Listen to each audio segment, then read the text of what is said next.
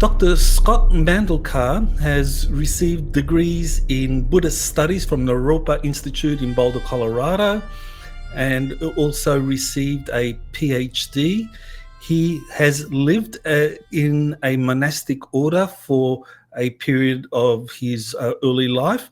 He's published over a dozen essays on metaphysics, Eastern religions, and the spiritual meaning of extraterrestrial contact and the UFO presence. His interest in the extraterrestrial question began from years of meditation, personal experience, and extensive study of New Age material. He has written 2 books, From Elsewhere, being E.T. in America, and Universal Vision, Soul Evolution, and the Cosmic Plan. And he has also done extensive work in the study and dissemination of the law of one material, and he's here on Exopolitics today to discuss his insights about a range of topics concerning extraterrestrial life and the law of one. You're listening to Exopolitics Today with Dr. Michael Salla, your source for the uncensored truth regarding the human, extraterrestrial, global, and political agenda. Click the like button and subscribe to this channel. And now, here's Dr. Michael Salla. Well, thank you, Scott, for being on the show. Thank you. Thank you, Michael. I'm happy to be with you. Well, that was a very brief introduction from the bio on your website. Is there anything you want to add to that bio, and maybe tell us about your own personal journey from monastic life to becoming a PhD scholar? Sure. I was born in 1962. I was named after Scott Carpenter, the astronaut. Actually, many young boys in the early 60s were named Scott after Scott Carpenter.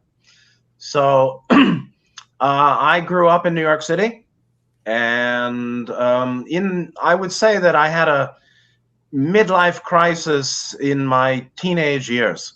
In my late teens, I had a certain horror, like Marlon Brando would say, the horror about this world, about living in New York City, about New York City. When I first saw the movie Gangs of New York, then I thought, oh, this is the history of Manhattan, New York City. Oh, now I see why I've had such dismay growing up here.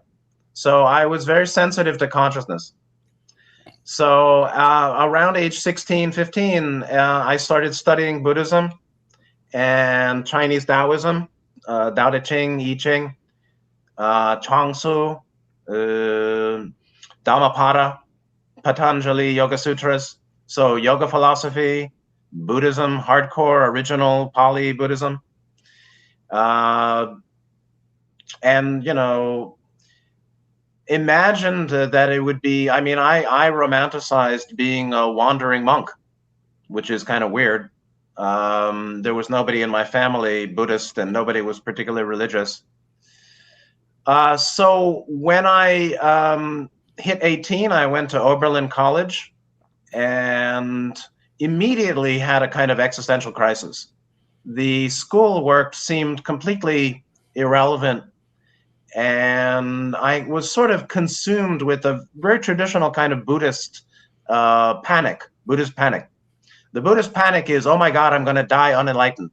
Oh my God, I'm going to die, and I maybe, my karma is so heavy, and I don't know what's going to happen. I better save myself. The secondary horror was, oh my God, human society is so toxic. There's such aggression. It's so materialistic. So violent, actually.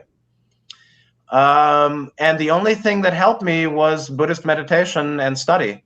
So I started meditating. There was a winter course led by a senior student, like a junior or senior at Oberlin, who had lived in Sri Lanka a few years and lived with the monks in Buddhism.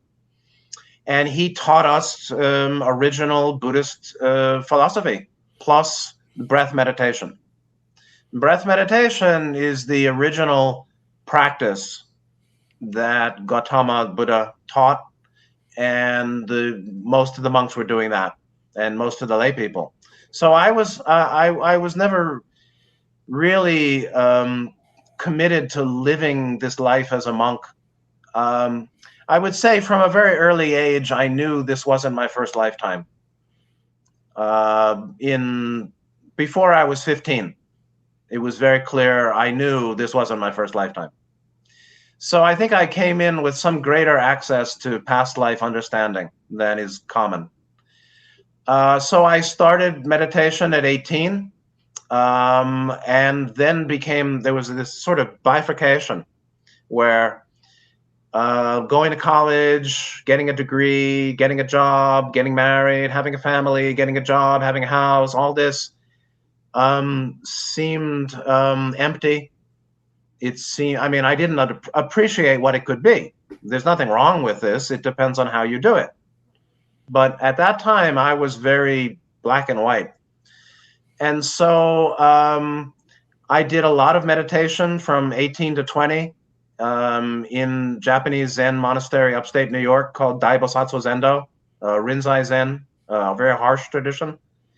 Then I felt that wasn't authentic enough, so I ran away from home. I left a little note for my parents and said, bye-bye, thanks for being my parents, and I'm going to Thailand, where I am now. And I still didn't become a monk, but I was in Thailand about 3 months in maybe 83, 84, I guess it was 84, and lived in a real, the monastic life, 1 meal a day and sleep on a hard floor and in the jungle, doing a lot of practice, sweating a lot.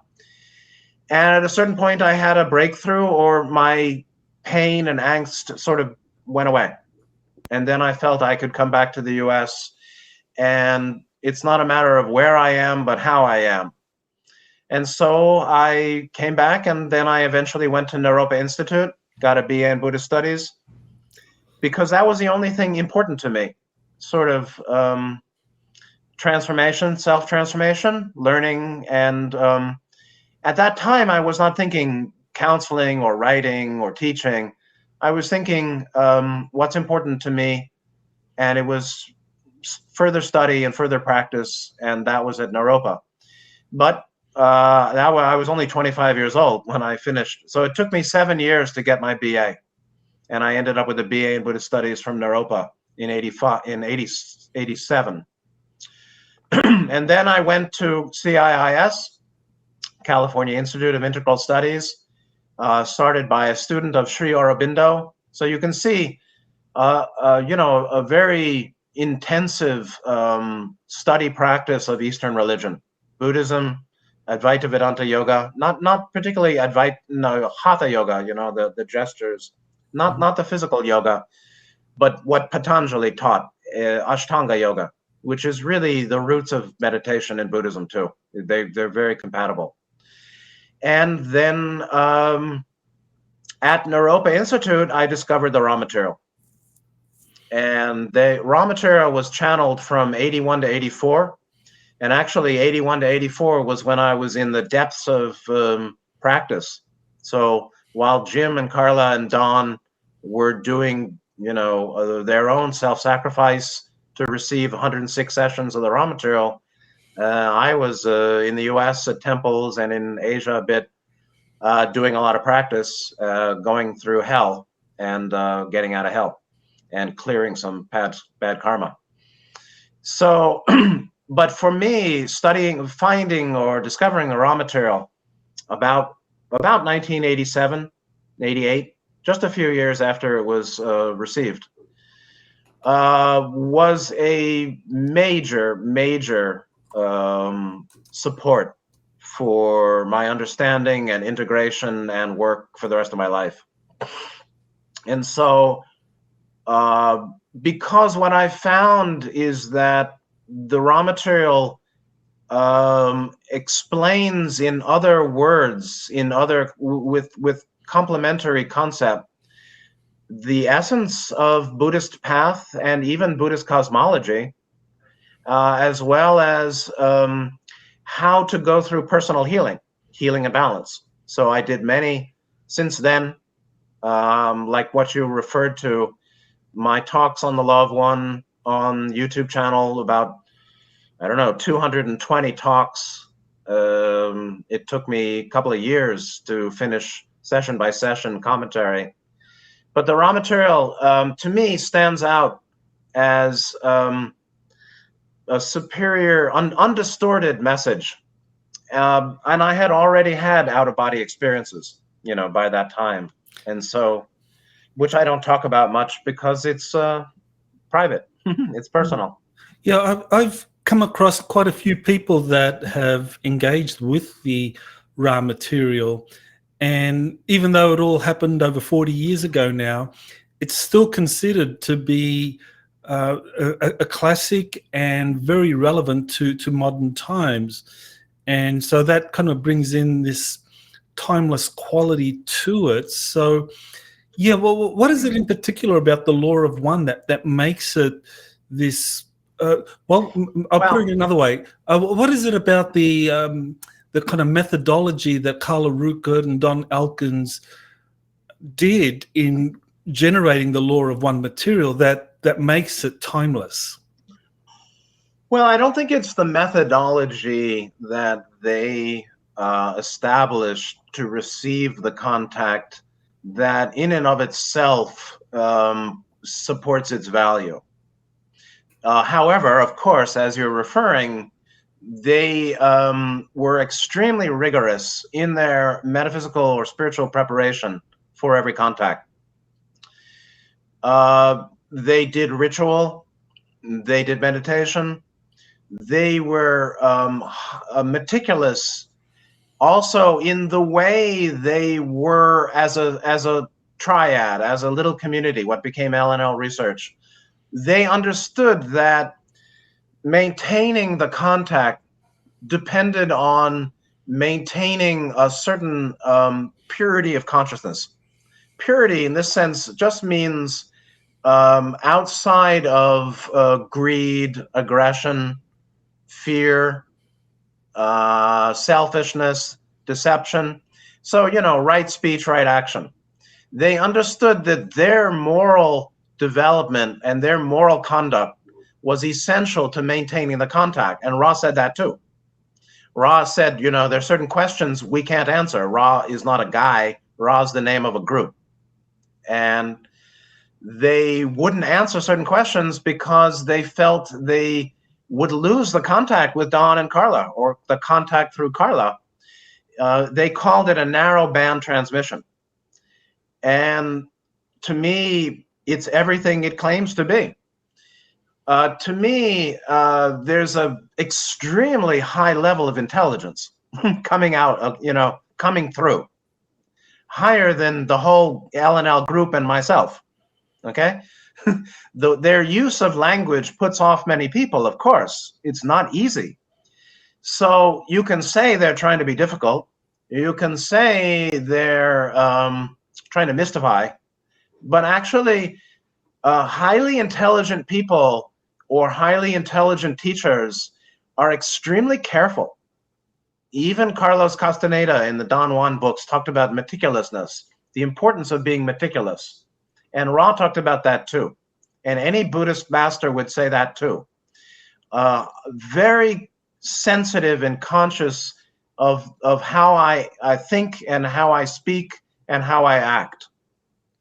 And so I personally am very impressed with the intelligence and the consistency of the teaching of their raw material, of Ra's discipline in many ways, but one is even the refusal to answer sort of sensationalist questions. We may have a contact problem. I get a message here saying, oops, connection lost. So, I can hear you well. Okay. So, I went through, I have a master's in counseling from CIIS. I have PhD East-West psychology from CIIS, California Institute of Integral Studies in 91, 90. I got the degrees. I respect intelligence. I respect deep analysis. And Ra is completely uncompromising every great teacher is uncompromising. They're not going to come down too far to the student's level. Of course, charlatans and frauds may be that way too, but real teachers, they have something special. And I've met some real great teachers myself in the Buddhist tradition. They're special, and they've done a lot of work. And that's what that same quality I see in the raw material. And it simply brought,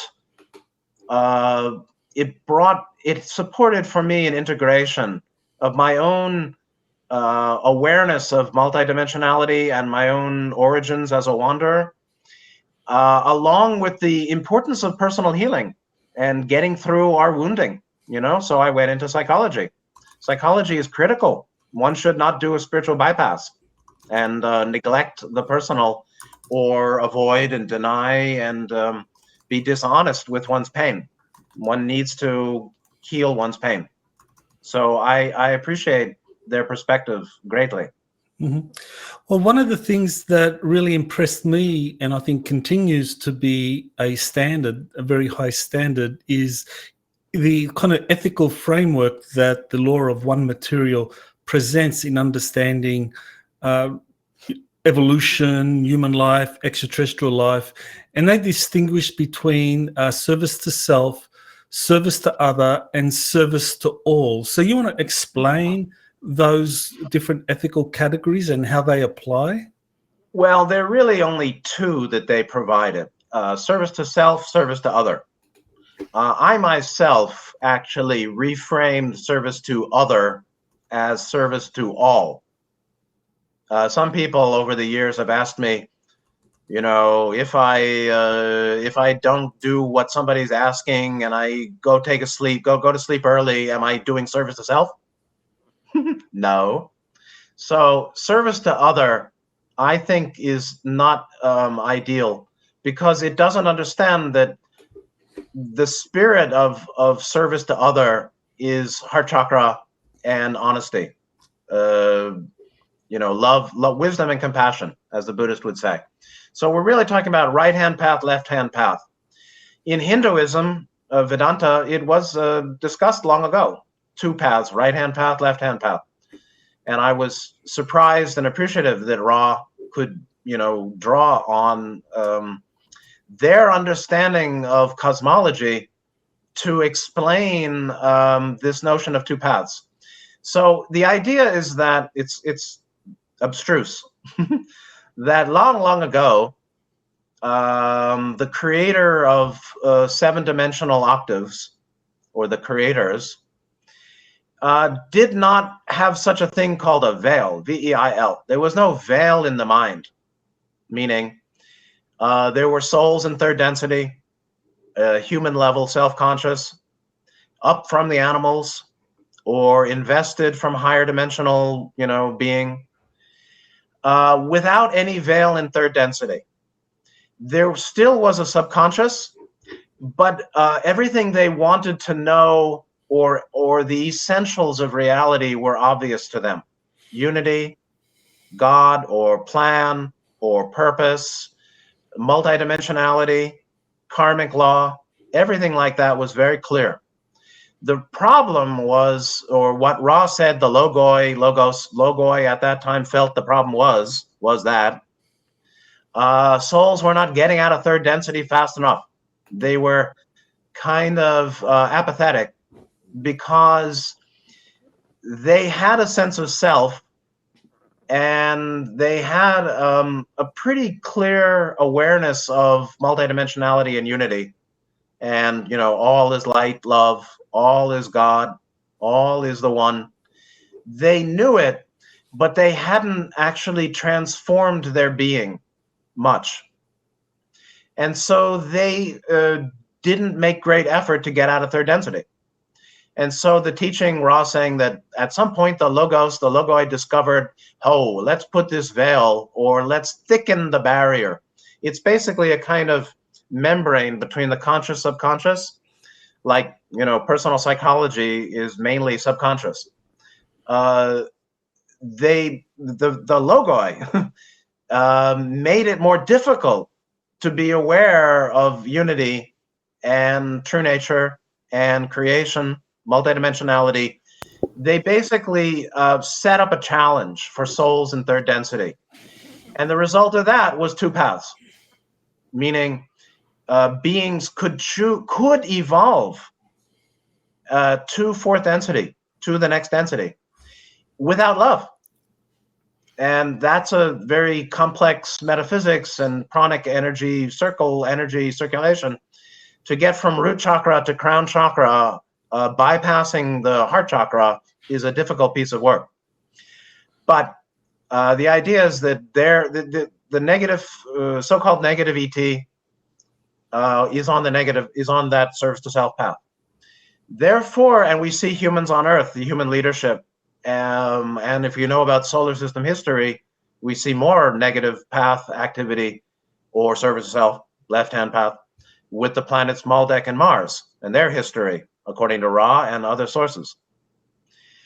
The negative path is the path of separation and control.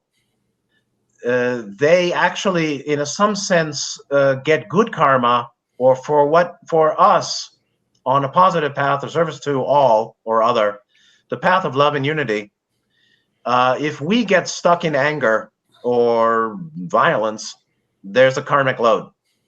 For those on the negative path, if they are cultivating anger and domination of others, if they effectively control, that's considered good karma. That's considered support for their evolution. And so, if you know the bowels of this whole situation is that on planet Earth today, in this cycle of third density human, which Ra estimates as 75,000 years and coming to the end right now, or at this time of history, it is the plan that both service to self, negative so-called, and service to other, or service to all, positively oriented souls share the cycle together. And as we talked about maybe before, this correlates to Yeshua, Jesus' teaching about the wheat and the tares. The wheat and the tares is a teaching that the good seed and the bad seed they must be as they are together in this field, in this season, in this planet for the third density cycle. Why? Because they seem to need each other. So where the Masonics are so proud, they're the Aditum, builders of the Aditum.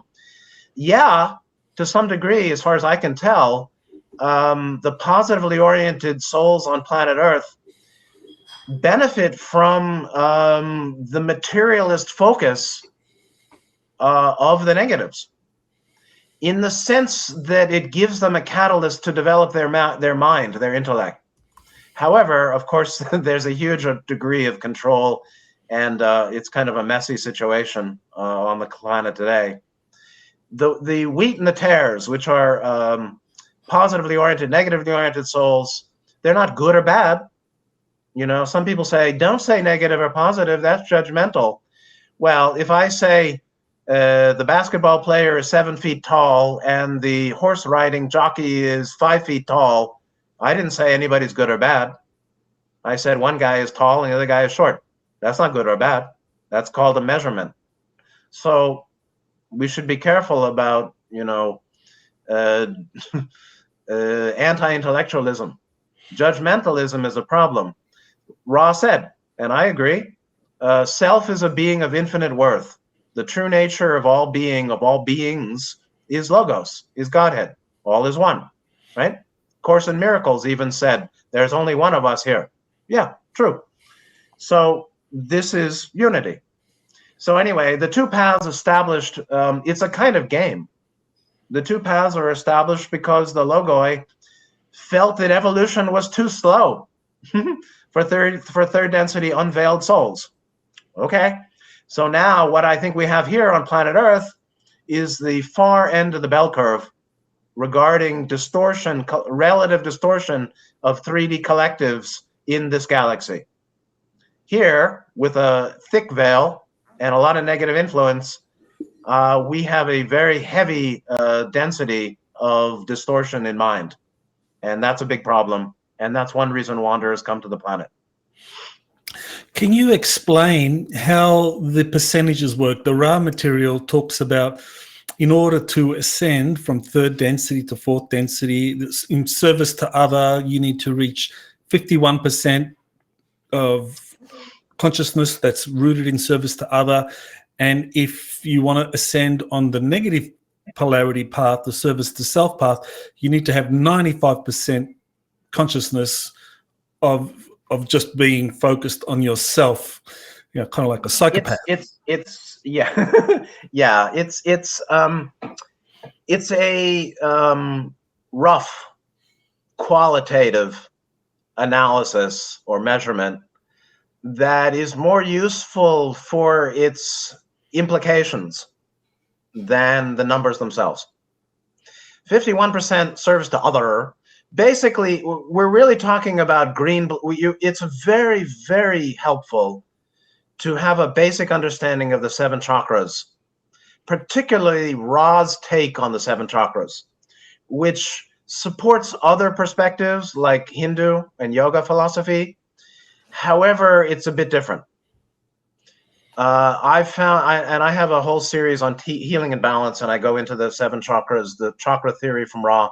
Extremely useful, I found. The path of service to other, the positive path, service to all, is about green, blue, indigo. 6th chakra, 5th chakra, 4th chakra.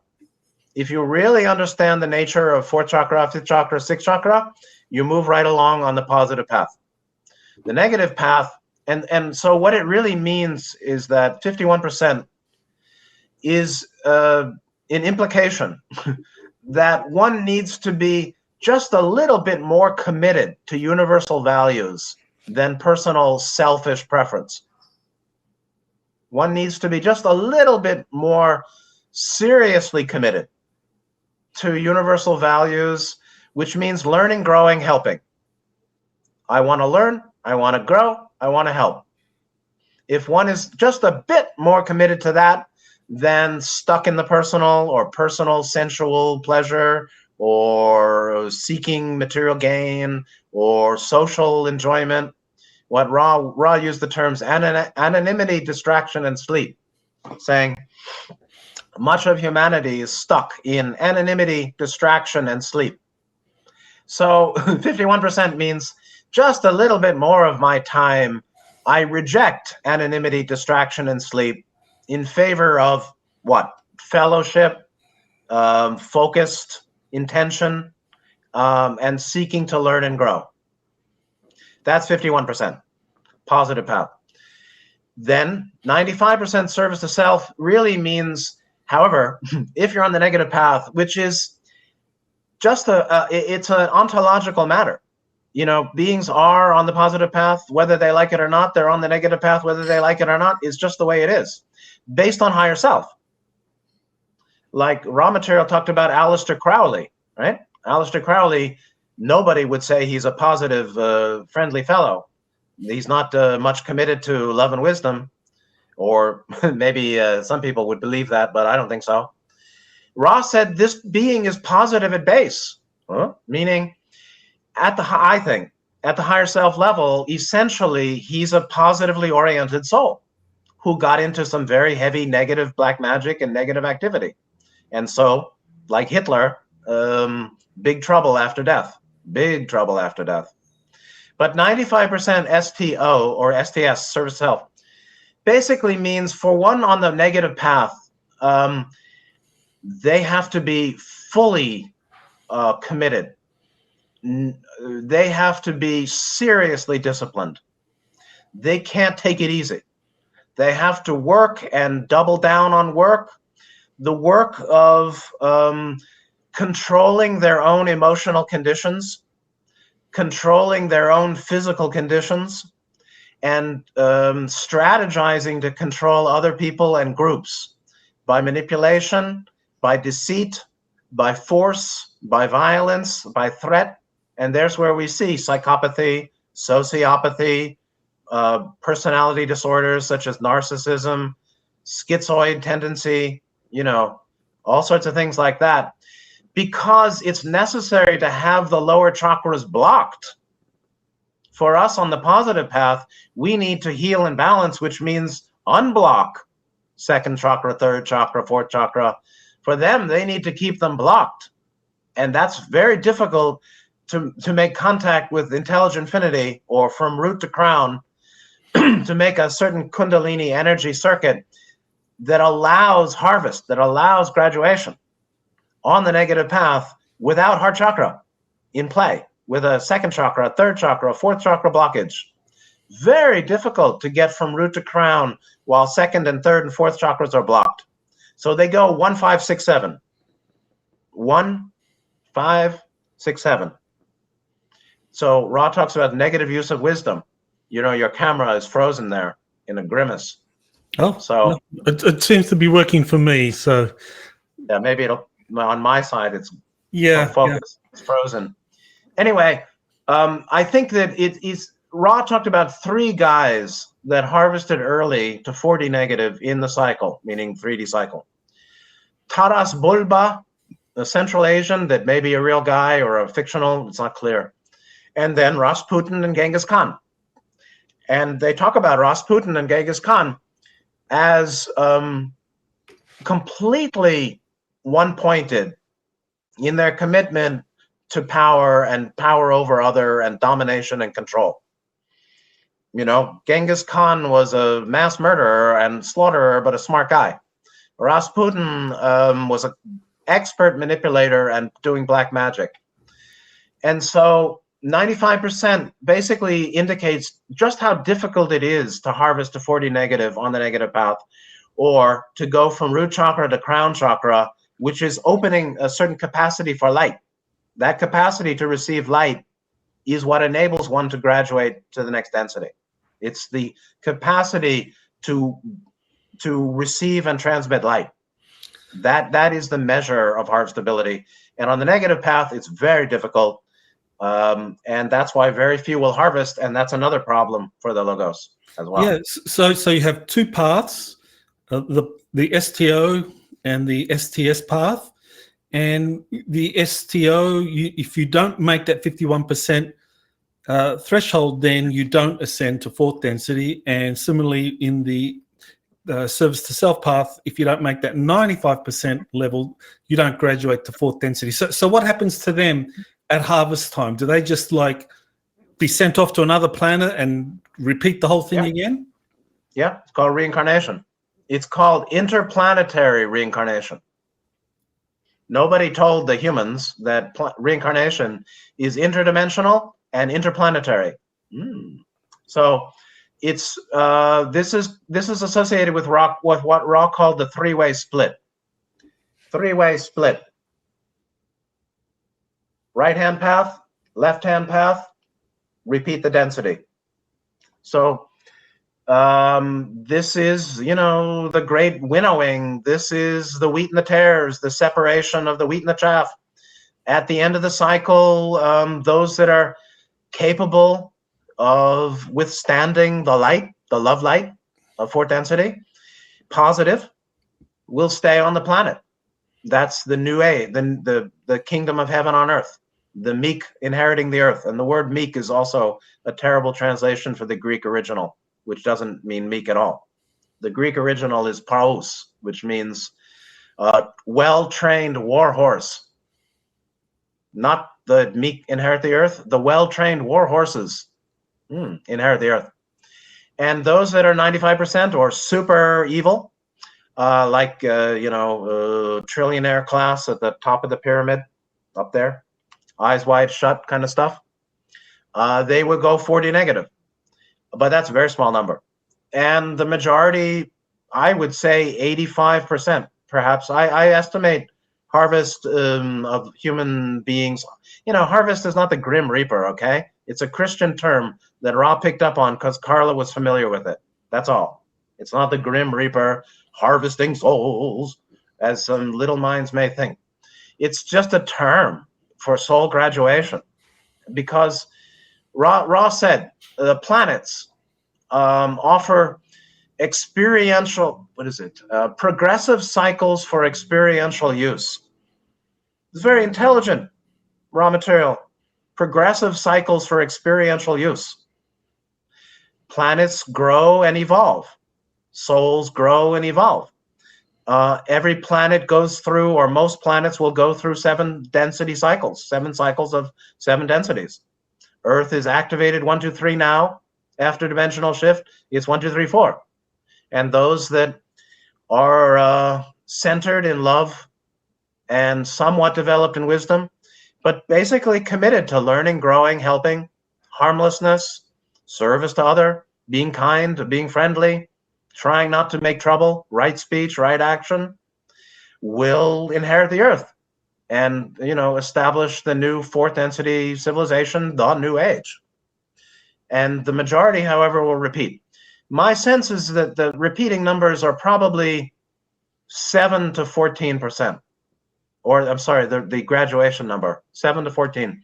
So 10 to 15% maybe graduate. I don't know. Ross said there's no virtue in the counting, so who knows? But most people, Ross said, despite the best efforts of the Confederation, which might lead into another question, the Confederation, the adepts, who are working from 6 chakras and white magicians, you can say, the real great achieved beings. So despite the best efforts of the Confederation and the adepts and the wanderers, there are few to harvest, meaning there are not many people interested in love light. They're interested in stuff and how people look at them. I was just in a mall here in Thailand. Oh, my. Everybody's lost in their device.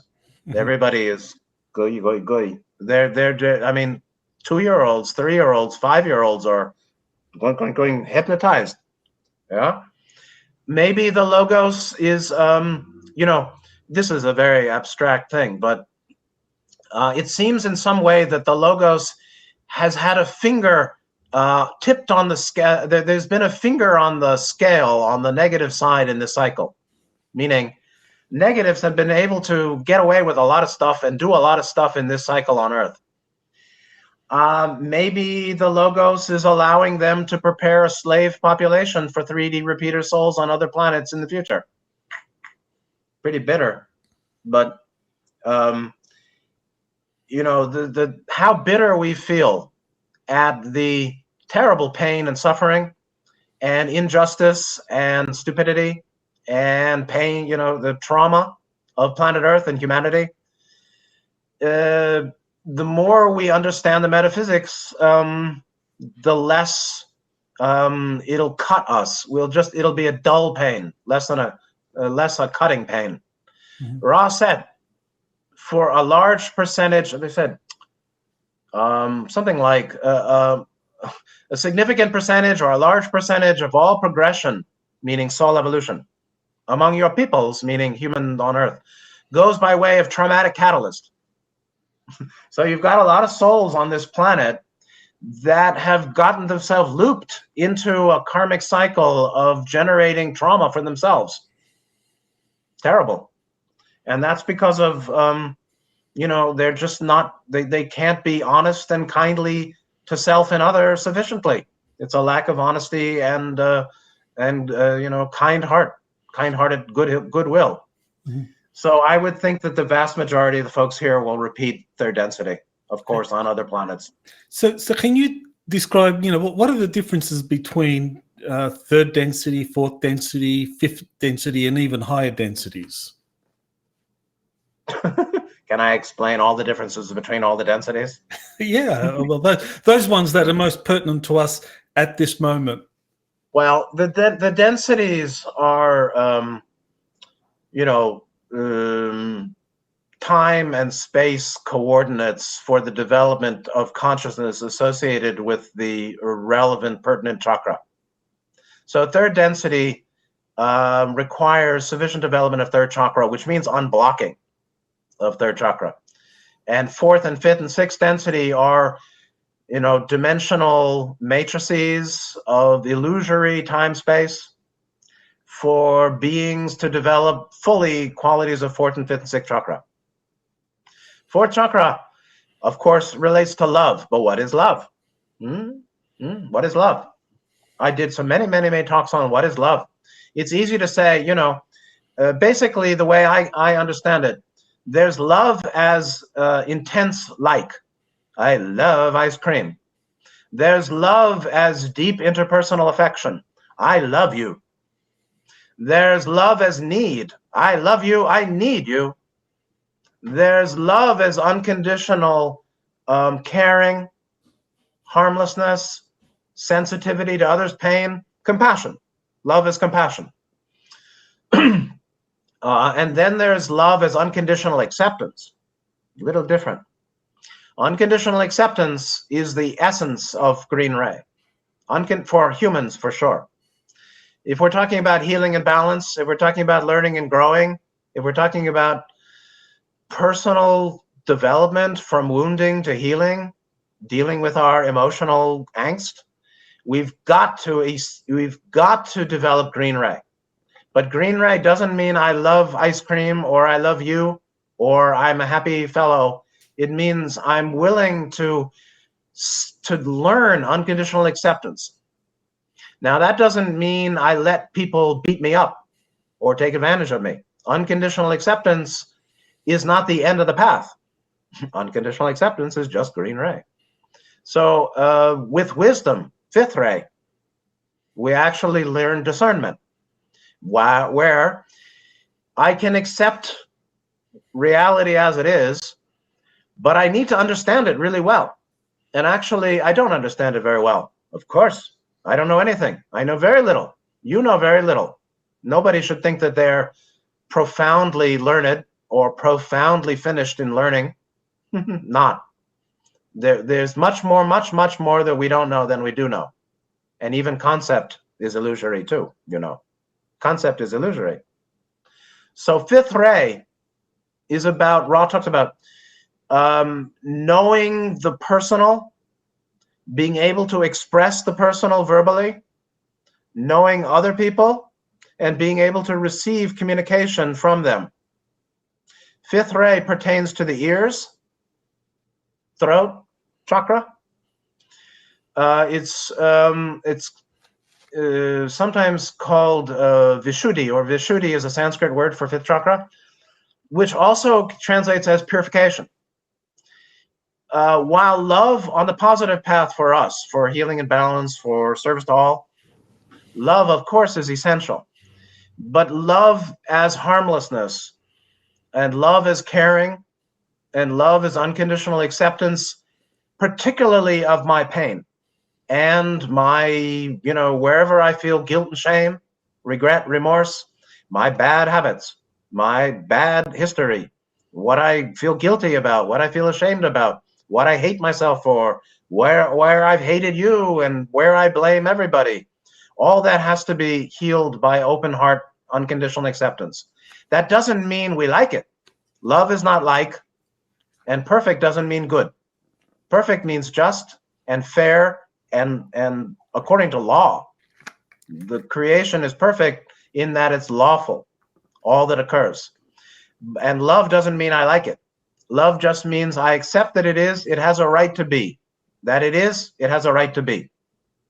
But particularly the self-healing requires unconditionally accepting ourselves, plus, what we love and what we hate in ourselves, and particularly our tendencies that are distorted. So in fifth ray with wisdom, one understands truly, one is in honesty, rigorous honesty, and discernment. And discernment is critical, and discernment purifies. Then we know I can love you, but I don't want to talk with you ever again. I can love you and accept this world, but I can see how distorted it is, and I want to avoid falling into holes and getting into trouble. So I don't want to make trouble, and I don't want to get trouble like this. Discernment also means that some people's teaching is less distorted than other people's teaching. You may be a nice guy, but I think your teaching is shallow, like this. I don't mean you. I'm just saying. We can listen to, and we talked about this before. There are many channels coming in with all sorts of information. By discernment, which is at this point only subjective. We can't prove my discernment is accurate and yours is wrong. Okay, let's not prove it. But there's truth without proof, as Ross said. Truth without proof means there is reality that is true and can be understood, whether you get it, whether you prove it or not. It doesn't need proof. And everybody knows, everybody who's logical would know, absence of proof does not mean proof of absence. Just because I can't prove these ideas doesn't mean they are not. It just means they're not provable. So in fifth ray, one becomes very careful and realizes the potentials of mind. And then sixth chakra is about awareness of unity, awareness of true being, spiritualization of what appears to be material, connection to higher self, and that's a whole nother story. What is higher self and all that? So development of green, blue, indigo is the way to 51% and much, much more. How's that? So, I mean, just trying to paraphrase that then, in terms of like those of us that are in 3D consciousness, where, we might think of that as just being grounded in kind of like material survival things. Moving into fourth density consciousness is like developing more of that love ethic as it comes through the fourth chakra. And then and the fifth density is more about developing knowledge and truth which wisdom is associated with the fifth chakra. Wisdom. There's knowledge and there's wisdom. They're not the same. Knowledge is concrete facts and figures, effectiveness, how to make systems run. Wisdom is really, all that kind of knowledge is very much of third chakra. And actually wisdom is much more a fifth chakra, if we want to correlate to chakras. And wisdom is sort of knowing what's to my long-term welfare and benefit, what's truly best for beings, how these systems came to be universally. But yes, with that commitment to honesty and discernment and wisdom and harmlessness, one goes way beyond 51%. And the reality is, to me, or the way I see it, most people in the world are decent enough, or I meet lots of folk, they're decent, they don't beat me over the head, but they're not positively oriented. They're not good. If you're good, you're committed to good. That's all. It doesn't mean they're bad. It just means they're not oriented. And so orientation is the moral metaphysics, or cosmic path. The two paths are paths of moral orientation, commitment to unity and benefit to all, commitment to self and power over and domination over others. Okay, so these densities help us understand the mindset not only of humans but also extraterrestrials, and we are in this evolution from third to fourth to fifth and so forth. But we know that there are extraterrestrials that operate at the sixth and seventh densities. So that suggests that for the sixth density beings, and you could have like humans in that, ascended masters and so forth. Is this where those sixth chakra qualities, such as vision, understanding the evolution of the universe, comes in, and also seventh density? I mean, what is that in terms of beings that operate at that consciousness but interact with us? Well. You have to, it's very useful to specify source when we talk about these ideas. So I can simply specify my sources. From the raw material, they indicate that leaving sixth density, they claim to be in late sixth density. They claim that many of the wanderers on Earth are from their group and from sixth density. They claim or say that leaving sixth density, they will drop memory and they will drop identity, which fits Buddhist path perfectly. Perfect understanding of the latter portion of the Buddhist path. They say that going into seventh density, quote, the looking backwards is finished. meaning, as far as I can tell, there are no beings coming back from seventh density. Seventh density is what Ra called the law of forever, the totality complex. They say that, you know, the human being can be understood as mind, body, spirit, beingness, totality complex. At our level, in third density, in our physical or manifestation now, we are called, or Ra uses the term, mind, body, spirit complex. Complex means not simple, mean veiled. Veiled mind, body, spirit complex. The next level up is higher self, or the next level of beingness of the so-called self is higher self, which is late sixth density, which is the beingness complex. So mind, body, spirit, third density, beingness, sixth density, totality complex. Totality is the seventh density kind of guide to higher self. It's a kind of like a supercomputer by which all probability lines, all possibilities have have a manifestation and can be read. So in the Seth material, Seth talks about oversoul. They also talk about Seth 2 or something above oversoul. That's seventh density. So the teacher of higher self is the seventh density complex, but it doesn't manifest as far as I can tell. And so I wouldn't, I would look awry at anybody saying, oh, my source is from seventh density. Fine. And if you understand the nature of seventh chakra, the consciousness or the experience of seventh chakra, it's transconceptual. It's beyond identity. Okay, it's beyond perception. So if you understand, you know, the latter stages of the Buddhist path, seventh density is ineffable. It's the ineffable, like bliss, seventh density bliss, right? Explosion, kundalini, bah. Nobody does work there. There's no work done in seventh density. It's just on the slide to eighth density, into infinity. But yes, of course, there are extraterrestrial groups in sixth density, fifth density, fourth density. The majority that have contact with Earth are going to be fourth density and sixth density. You know, and then you get into the thicket of views, and a lot of people saying, well, this group is positive and that group's negative, and ... You know, by their fruits shall they be known. So Ra talked about positive and negative contact, and they basically said, if there's fear and terror and shock and disorientation, if one feels controlled, if one feels boxed in, I mean, Ra didn't say that, but if one feels threatened or violated in any way whatsoever, it's likely either a negative ET contact or human, you know, negative contact.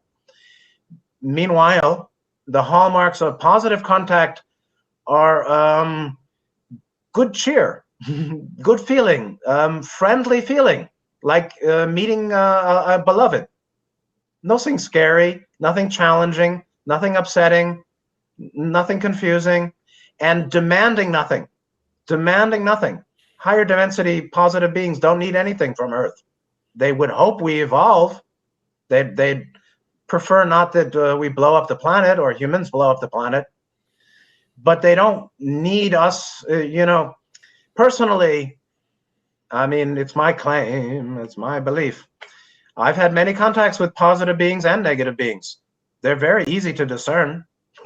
Negative beings are liars, and they are manipulators, and they're full of shit. And one feels uncomfortable and confused because that's what they want. That's means of power over controlling. And a positive higher dimensional being is a radiant love field of joy. They're not really forcing us to do anything. It's not like that. So one should, and that is known by discernment. Discernment based in love, based in honesty. Honesty is really heart chakra willing to face truth. And fifth chakra is the capacity for deep understanding and discernment of what that truth is. So positive and negative contact keep happening. And there are, yes, over beings and groups at fourth and fifth and sixth density levels. And we're approaching the end of the cycle. That's why they're here. Okay. That's why many are here. Yeah, now, the raw material talks at length about the Confederation of Planets, this kind of sixth density collection of beings and civilizations and how they operate. And also it talks about the Orion group, which is this fourth density service to self group. So, I mean, many people are aware these negative extraterrestrials are here on the planet and doing all sorts of things. And you know, the most common question or criticism is, well, if there are these higher density beings that are watching over us, why don't they just show themselves and solve all our problems? Right. Well, first of all, the Confederation, according to Ra, is not six only. It's 4, 5, 6. So there are Confederation groups that are fourth and fifth and sixth density positively oriented, not only six. And the Orion Federation, Ra said, is fourth and fifth density negative, not six, but not only 4 and 5. Going into sixth density, negativity and polarity is finished. Like the two paths become one. So there are no negative entities in sixth density, according to what they say. The Confederation is 4, 5, and 6, and Orion is 4, 5 negative. Now, Ra talks extensively about the law of free will. This is, of course, exactly the same, nearly exactly the same as Star Trek original series Prime Directive, of course. Roddenberry obviously read Space Brothers channeling contactees, I'm sure, before he wrote or consulted on Star Trek. So the Prime Directive is akin to the law of free will. Ra gave another term for the law of free will, which was very strange. It's called the law of confusion. In that, it is understood by them that our free will, of course, must be preserved. Our free will actually issues or grows from our confusion. The idea is that it's much better for beings to be confused and make their choices their best shot at what's good for them, what's helpful, what's important, their value, what they find valuable. In confusion with their free will protected, rather than enlightened and or given, you know, what would help them, what would fully remove their confusion. So it's some kind of very subtle cosmic directive whereby it's better for beings to experience the fruit of their own thought, word, and deed, their own activity, their own karmic seeds of thinking and believing and acting and speaking. Better for them to experience that and confusion and pain than to have a higher density being simply take it away from them by giving them, you know, all the answers or something. There's a saying, but, you know, again, this is, one has to put together many teachings to get a big portrait. To get the mandala, you need many sections, right? So to get the cosmic mandala of cosmology and, you know, soteriology, meaning the study of salvation, the path, spiritual path, Buddhism, Hinduism, many traditions, Islam, Taoism, raw material, one must put many views together. So there's another view that says, when the student is ready, the teacher appears. Well, you can say, when the student is ready, the teaching appears. When humanity is ready, benevolent extraterrestrials will appear. They don't appear because the benevolent extraterrestrials believe that humanity is not ready. Boom. So, you know, Bill Cooper, create a treaty, all that talk. 54, Eisenhower, you know, all that stuff. Well, the idea was that a quiet program of alerting our peoples to the presence of the Confederation was initiated. but then some other troubles happened. Their plan, or this way, is to gradually influence humanity so that humanity can choose for itself spiritual seeking, rather than being given spiritual gifts without adequate seeking. When the student is ready, when the planetary race, meaning the race of human beings, is ready, the Confederation appears. If you look, and that it isn't appearing is their, assessment. By their assessment, humanity's not ready.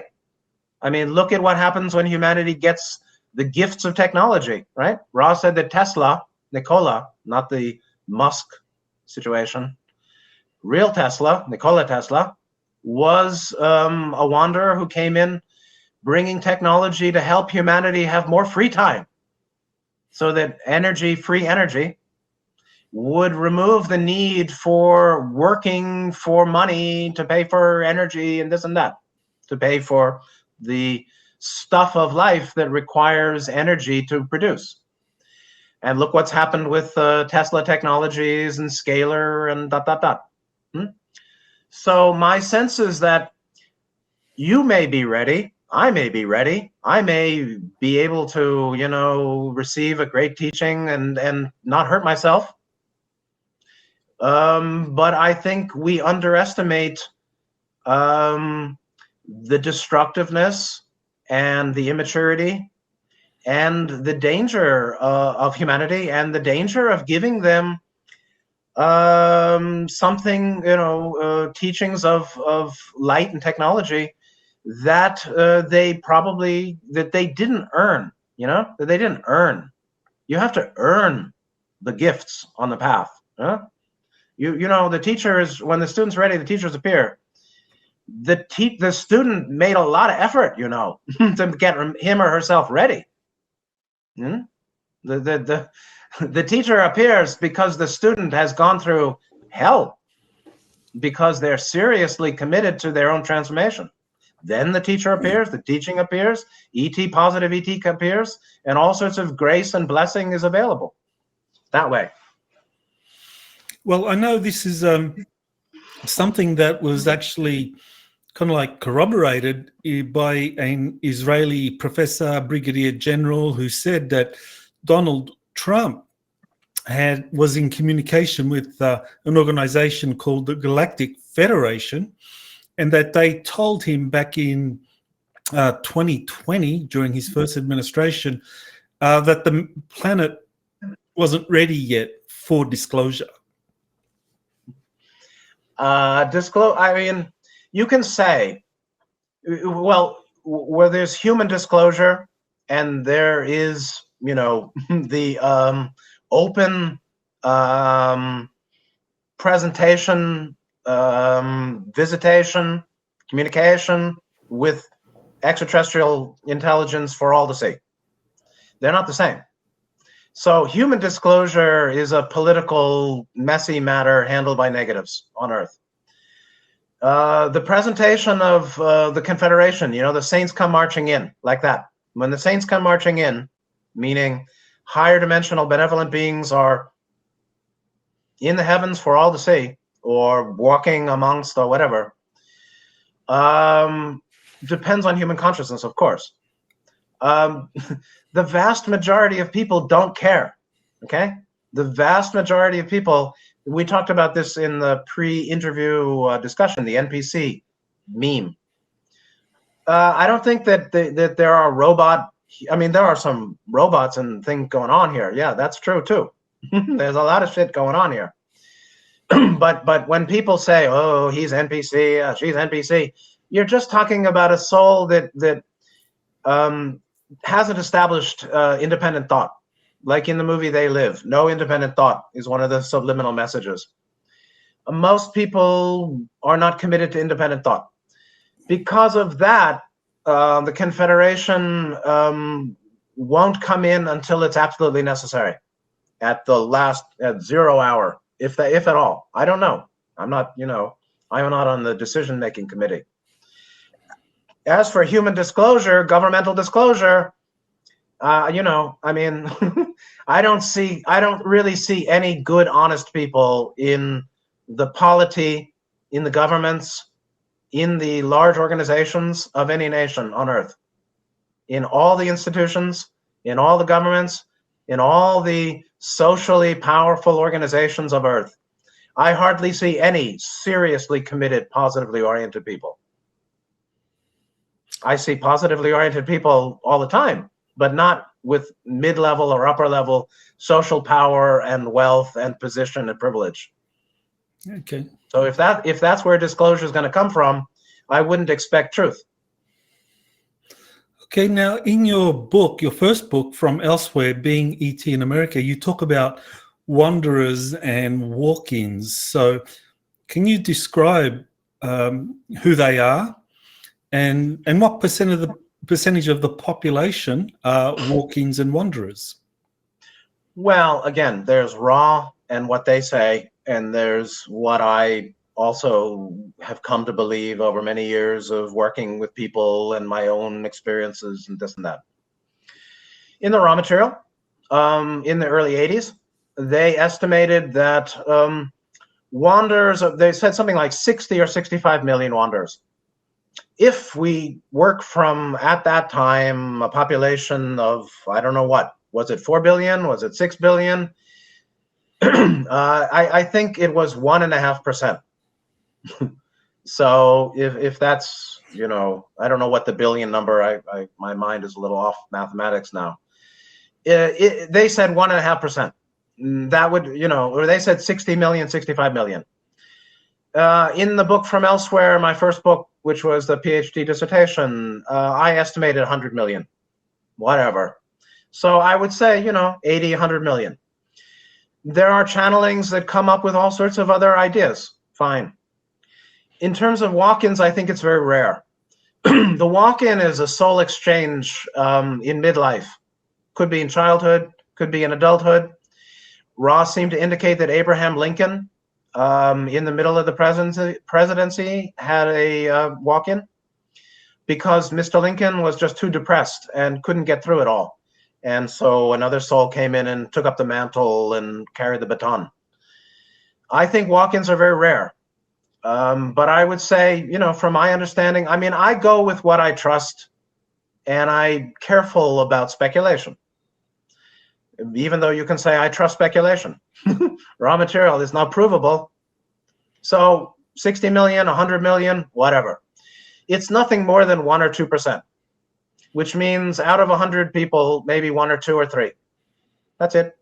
Depends on where you go, right? You go to a New Age conference or UFO conference, maybe 60% in the room are. So walk-ins are far less common because there's a karmic set-aside, and it's very rare. It's kind of a privilege.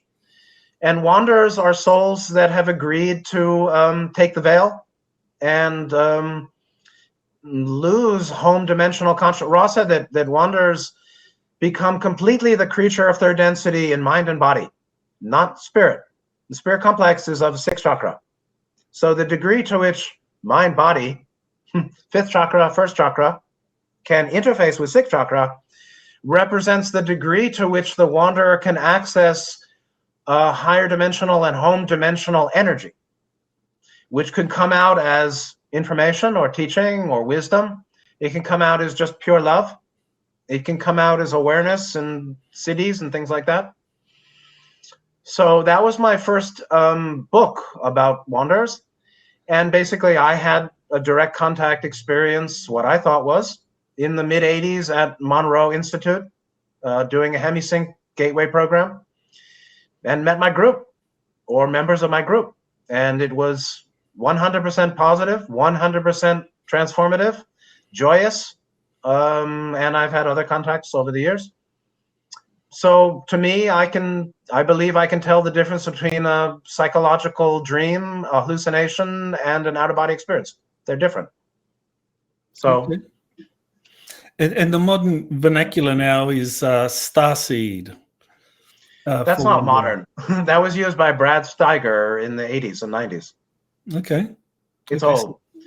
So yeah, Brad Steiger and Ruth Montgomery wrote about walk-ins and wanderers in the 70s, 80s, 90s. It's very real. They're called old souls. That's all. They've always been old souls coming through. And this time in history, the idea is that humanity is insufficiently seeking love light, and therefore very vulnerable and exposed to negative predation. Negatives are everywhere. Not everywhere, but there are a lot of them here. And confusion. Ross talked about the vast sinkhole of indifference, meaning lots of people just don't care about their own soul. That's why they implant themselves with technology. If there's a very good movie called The Devil and Daniel Webster, and Scratch, the Devil, I think it's Walter Huston, great movie from the 40s, from the old story, Devil and Daniel Webster. Basically kind of persuades people to sign the contract for 7 years of your wishes come true in exchange for your soul by saying something like, you won't miss it. It's just a little thing. You'll never notice it. Meaning that little soul, that little thing, I'll take it. Don't worry, you won't miss it. There's no problem. Just sign here. And it's really true. A lot of people are willing to put machinery into their bodies. And they think that the best thing is longevity. They have no idea where they're from, where they're going, or why they're here. Most people have no idea where they're from, where they're going, or why they're here. Fine, no problem. Well, this question relates to that, and that is, I've interviewed hundreds of people, and one of the themes that comes again and again is that often people have these experiences with extraterrestrials at a very early age, and then all of a sudden, they're subjected to kind of military abductions and all sorts of traumatic things start happening to them.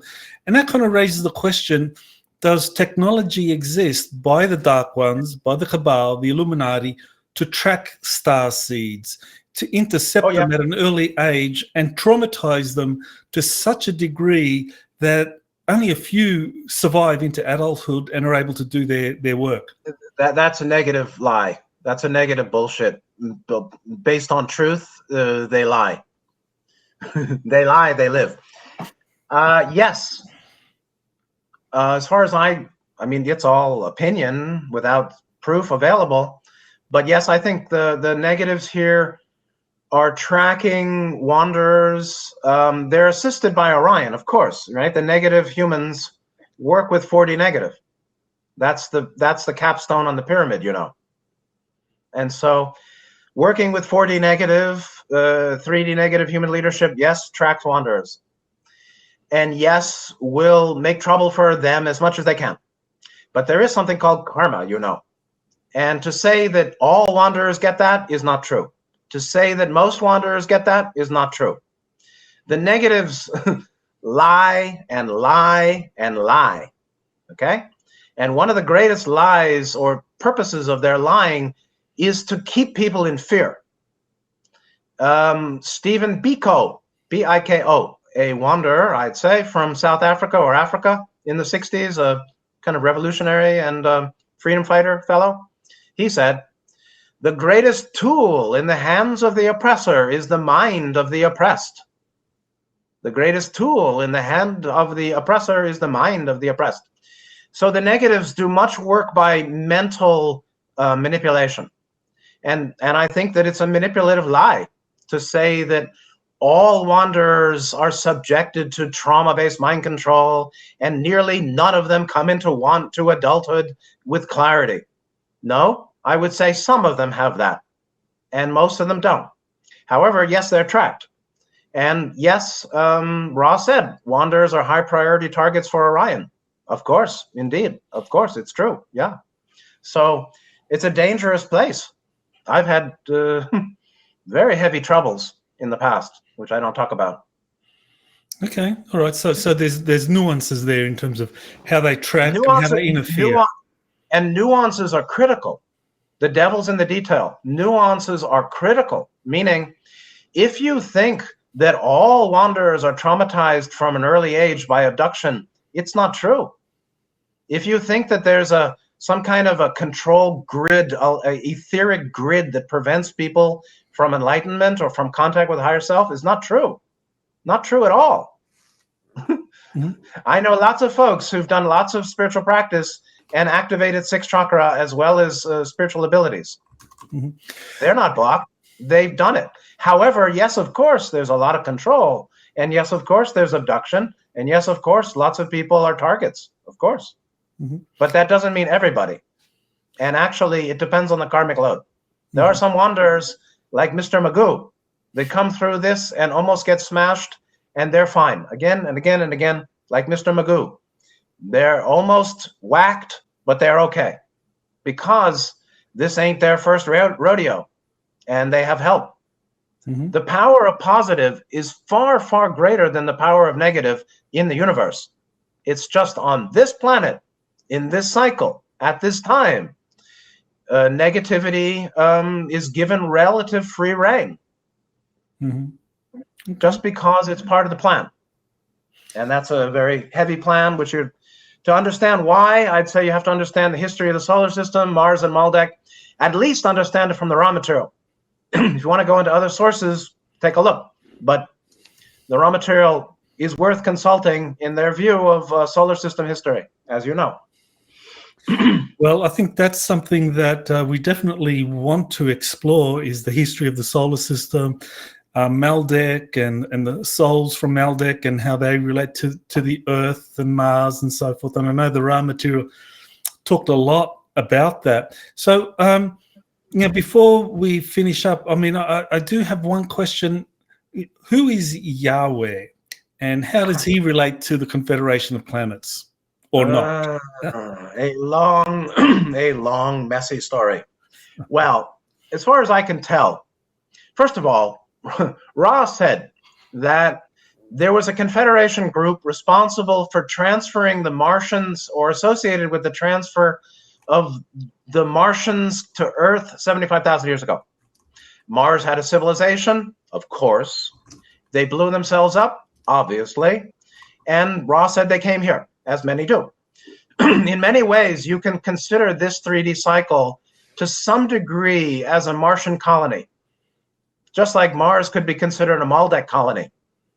Ra said that, and again, I keep saying Ra said. You want to know what they said? Let's know what they said. I'm not following for following.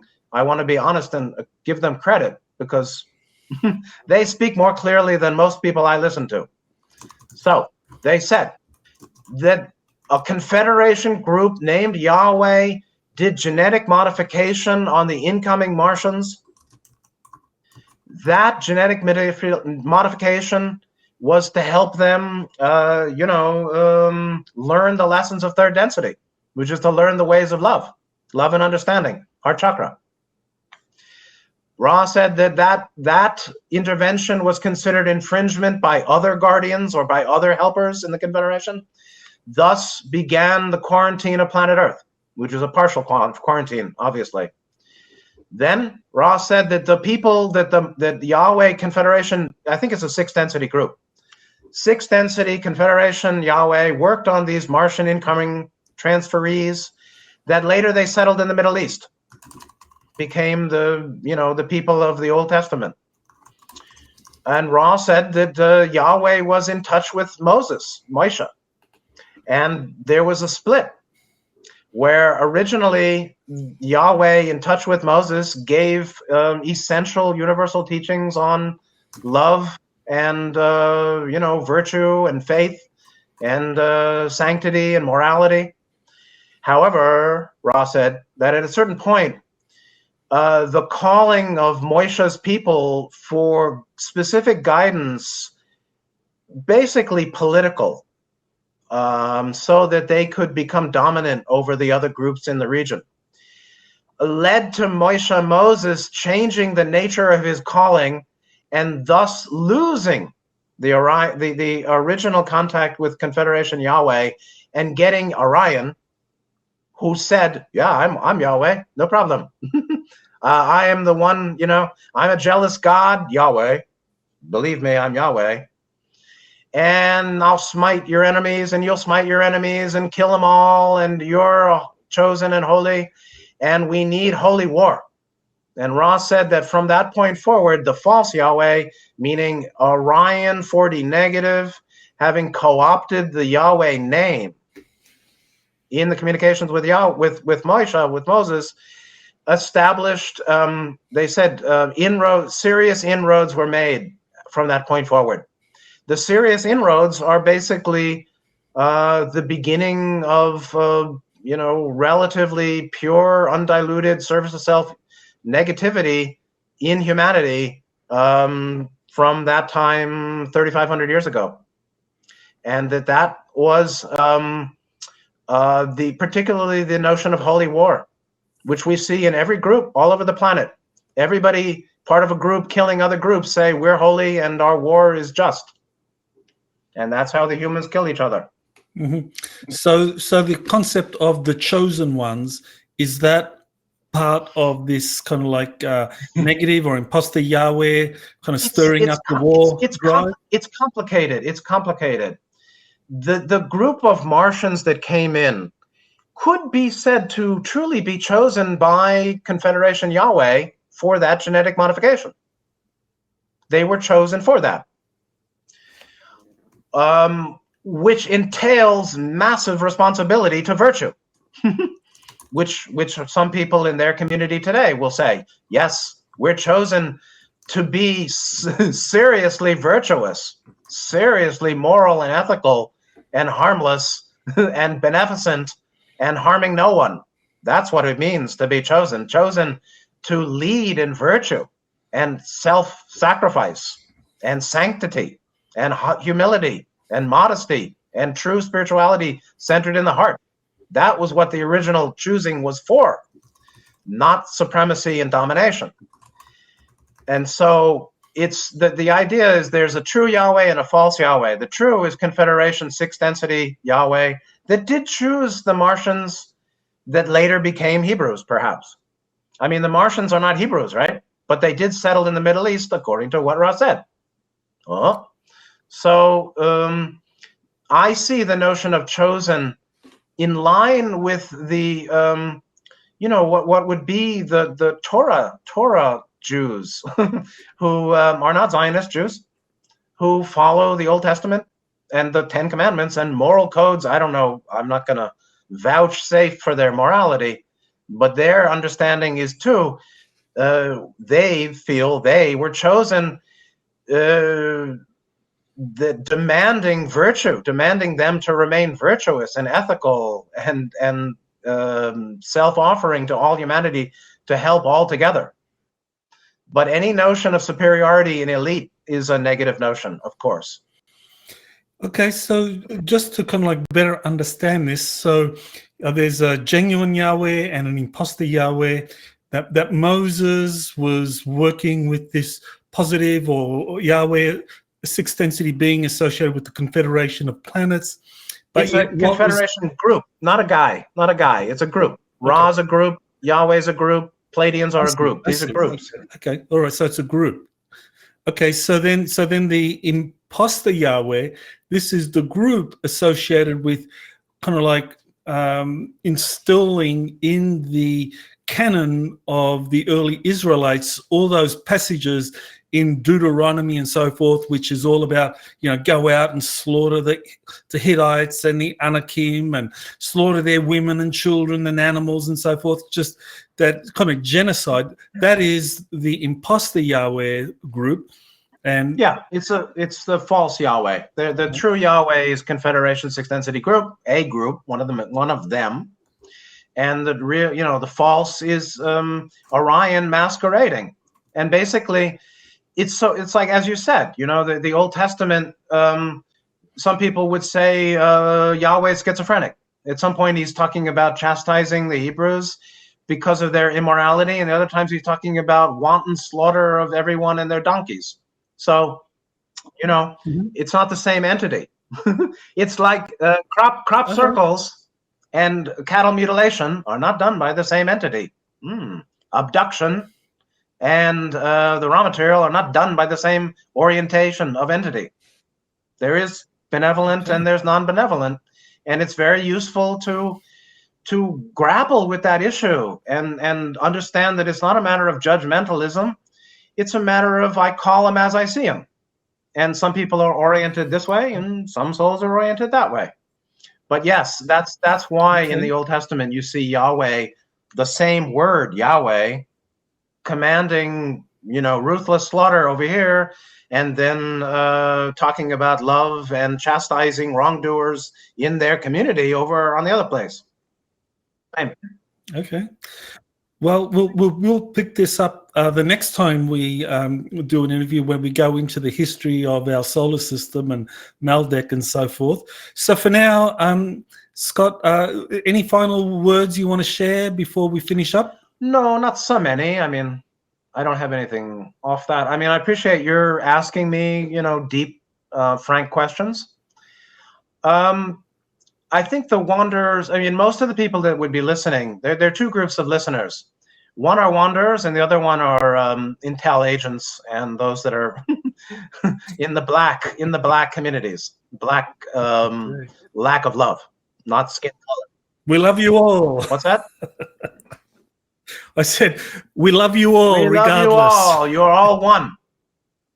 But but there are going to be a lot of human souls going to hell after they die. This is no joke. Hell is real. I've been there. I know people who've been there. Hell is very real. Buddhism, Hinduism, it's Buddhism 101, cosmology. So unless you're sure you're on the negative path, you should be really careful. Not you, but that portion of the listening community should be very careful, because you're making your future. And hell is real, and enslavement is multidimensional.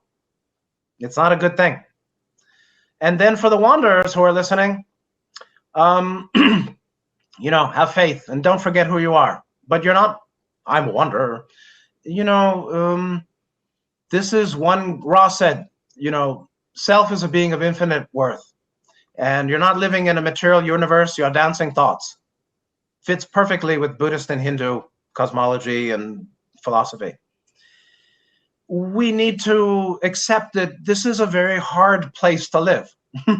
This is maybe the most painful and dark, but also full of promise time in human history.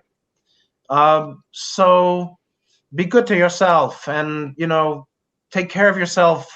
The essence of the positive path is honesty and a commitment to goodness. And that begins with being good to yourself every day and being patient and not demanding the impossible. So healing and balance is critical. And that means kindness and self-forgiveness, self-acceptance. These are critical, more important than disclosure and what the humans do. What's more important is your soul path. And that, they say you can't take it with you. The human follies we don't take with us. Your mind and energy fields, the consciousness of you've developed, that's what you'll take with you. So that's important. And anyway, thank you for having me. Okay, and people can go to your website, scottmandelker.com. My website is flagged by Norton as a virus or phishing. Okay. But I have a YouTube channel. Right. YouTube channel, TWS Mandelker. TWS Mandelker. I have 1,200 videos, 27 playlists. I do personal counseling by Microsoft Teams. It used to be Skype. However, I have to say that I don't do extended email communication. So people could find my email address and send me an email, but I cannot promise that I will reply because I just have too much to do. So I don't, you can send an email, some people can, but I can't promise I'll reply, but I'll read it. Okay. Well, I want to thank you, Dr. Scott Mandelker, for being on Exopolitics. Thank you very much, Michael. I appreciate you also. You have been listening to Exopolitics Today with Dr. Michael Salla. Please remember to like, share, and subscribe to this channel. Join or start a conversation in the comments. Take the time to explore the vast library of best-selling books, webinars, and podcasts by Dr. Sala. Visit exopoliticstoday.com.